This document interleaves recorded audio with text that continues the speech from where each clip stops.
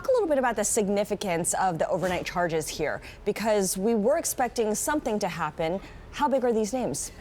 Honestly, this feels like a bit of a technical legal maneuver. The Malaysian government had already charged 3 Goldman units earlier in the year for their dealings in this whole 1MDB scandal. Right now, what they've gone out and done is identify the directors of those units at the time and also included them in their net. It's not like they unearthed any new evidence or had any new fresh allegations that ties these individuals into these dealings. But it's still significant because it does name some fairly senior executives, both current and former. You have Richard Nada, the head of their international operations. You even have folks like Mike Evans, who's gone off to a senior role at Alibaba. At the end of the day, this could possibly be a pressure tactic being used by the Malaysian government to try and bring the bank to the negotiating table and extract as much fine as they could possibly from Goldman Sachs. Because at the moment, Goldman Sachs says the charges are misdirected. They will be vigorously defended.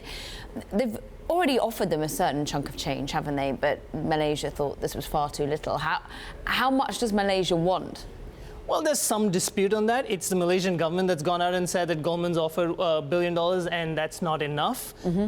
Goldman's actually, my understanding is, has said that they've not had any formal negotiations with the Malaysian government. So there clearly is dispute on that. End of the day, you would want to anchor the negotiation. They will throw as high a figure as possible and then try and find middle ground.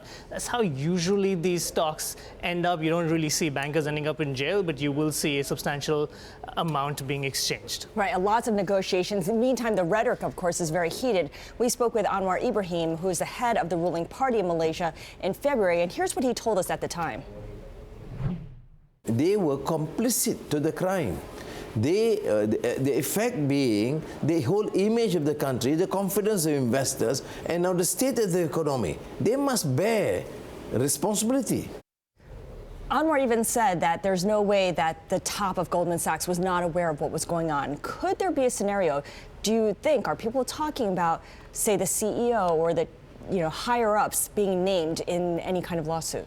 Look, there's certainly a lot of anger out in Malaysia, but in terms of legal developments and in terms of risks to their senior executives, we really have to turn our attention to what's happening in the United States. The Department of Justice has recently gone on record and said that they're ready to prepare settlement negotiations with Goldman. It's about 9 months since they came out with that stunning indictment where the details they presented went the furthest. It was the most information we've had till date in terms of Goldman's dealings on 1MDB. We know that one of their former partners, Tim Leissner, who's pleaded guilty, has been cooperating with prosecutors. So it remains to be seen if any information he provides will help the Department of Justice implicate more senior members of the firm, or they just have to figure out what's a good middle ground, get the settlement amount out of the way, and put this in the rearview mirror.